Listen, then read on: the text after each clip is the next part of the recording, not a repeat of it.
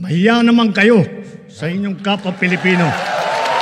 Mga kababayan, kumusta po kayo? Magandang araw po sa inyong lahat. Eto nga po mga kababayan, pag-usapan po natin itong si Pangulong Bongbong Marcos. Bumuhos ang galit sa SONA. Patungkol po ito sa flood control project mga kababayan.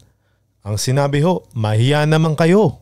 Dahil nga po nag-inspeksyon siya at nakita niya mismo na maraming proyektong palpak mga kababayan at gumuho at yung iba nga daw po ay guni-guni lang. Yan po ang sinabi ni Pangulong Bongbong Marcos dito sa SONA. So panoorin po natin mga kababayan ang kanyang sinabi. Nag-inspeksyon ako sa naging epekto ng habagat ng bagyong Krising, Dante at Emong. Kitang-kita ko na maraming proyekto para sa flood control ay palpak at gumuho. At yung iba, guni-guni lang. Naku po, yung iba talaga guni-guni lang. O sino ba ho talaga ang dapat sisihin dito mga kababayan? Di ba ho? Syempre naman ho, kung sino yung mga binigyan ng pondo dyan, ng mga congressman, di ba ho? Di ba ho mga kababayan? So, ito, tuloy po natin ang kanyang mga sinasabi mga kababayan. Huwag na po tayo magkunwari. Alam naman ng buong madla na nagkakaraket sa mga proyekto.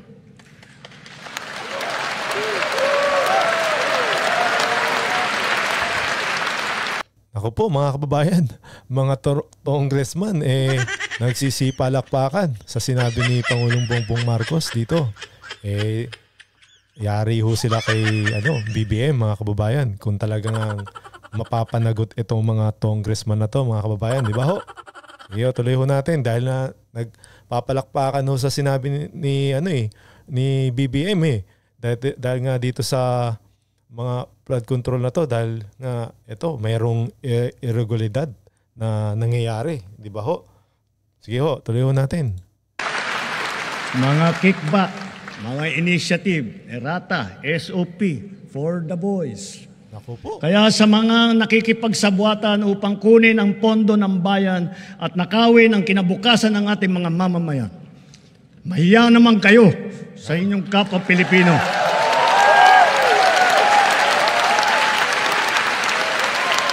Mga kababayan, pinaringgan ho yung mga congressman na to. Mahiya naman kayo. Tapos mga nagsisipalakpakan pa ho.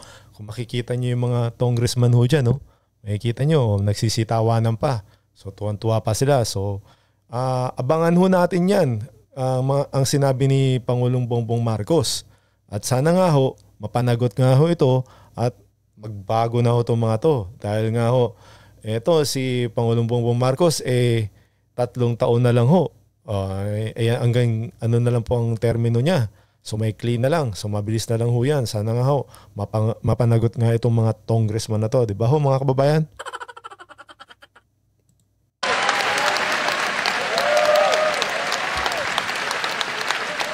Mahiya naman kayo sa mga kabahayan nating naanod o nalubog sa mga pagbaha.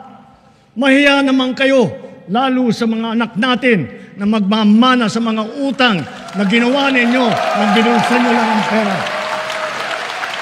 Yan, tama ho kayo dyan, BBM. Dahil ho, hindi ho na talaga sila nahihiya sa ginagawa nila mga kababayan. Di ba ho?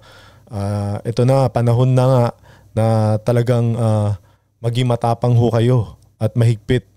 Yan ang gawin nyo, Pangulong Bongbong Marcos.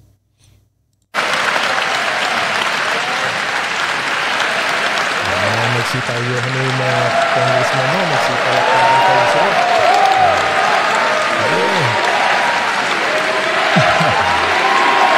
Magot kayo. Para hindi na maulit, so that this will not happen again. First, the DPWH will immediately submit to me a list of all flood control projects from every region that were started or completed in the last 3 years. Yan ho mga kababayan Inutusan na po ang DPWH. Yan po. Abangan ho natin ito mga kababayan. Kung nagsasabi ba talaga ng totoo si BBM na mapapanagot itong mga congressman na to, mga kababayan. So abangan ho natin yan. Babantayan ho natin yan, mga kababayan. Sige ho.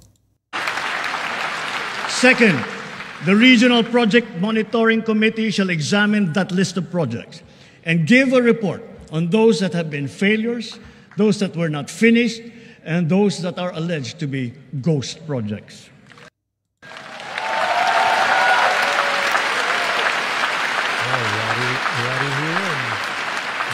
And third, we will publish this list.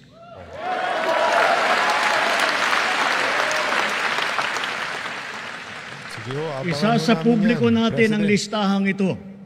Kaya ang publiko na saksi sa mga proyektong ito ay malayang suriin ang listahan at magbahagi ng kanilang nalalaman para makatulong sa ating investigasyon.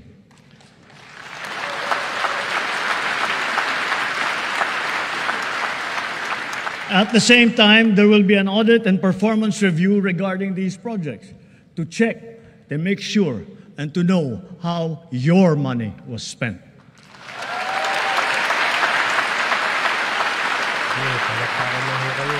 Sa mga susunod na buwan, makakasuhan ang lahat ng mga lalabas na may sala mula sa investigasyon, pati na ang mga kasabwat na kontratista sa buong bansa.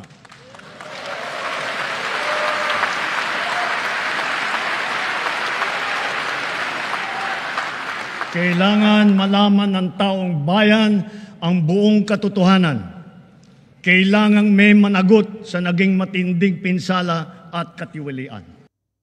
Mga kababayan, napakaganda po ang sinabi ni Pangulong Bongbong Marcos na to dito sa sona niya.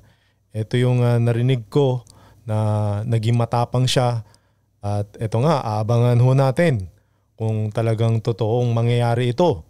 So, ito nga, sinabi niya na isa sa publiko niya ang mga ano dito, yung mga kasabwat dito, mga kababayan, at malaman natin kung sino-sino tong mga congressman na to, mga kababayan. So dito naman tayo, kung ano, basahin ho natin yung mga comment ng ating mga kababayan doon sa sinabi niya sa SONA. So tignan ho natin kung ano sinabi. Ito nga po, sinabi ni Bash Lumbos, comedy SONA ba ito? Oh, yan ho ha. Ito na yung mga pahayag ng mga ano natin, mga kababayan natin. Ba't di ka nahiya? Look who's talking. Ha ha ha ha. Tapos, talking to yourself in the mirror. Sana nga ho, patunayan niya. Ito nga sinasabi niya, mga kababayan, para bumalik ho yung tiwala ng mga Pilipino sa kanya. Na totoo ho yung sinasabi niya. Dahil nga ho, kung sasabihin lang niya, wala ho mangyayari, di ba ho? At di naman niya napatunayan na ginawa niya ito at maparusahan nga itong mga congressman na ito, mga kababayan. So mga kababayan, ano pong masasabi niyo dito sa naging SONA ni Pangulong Bongbong Marcos? Mag-comment lang ho kayo at mag-like and share. At huwag niyo na ho kalimutan din mag-subscribe sa ating YouTube channel. Maraming salamat po at God bless.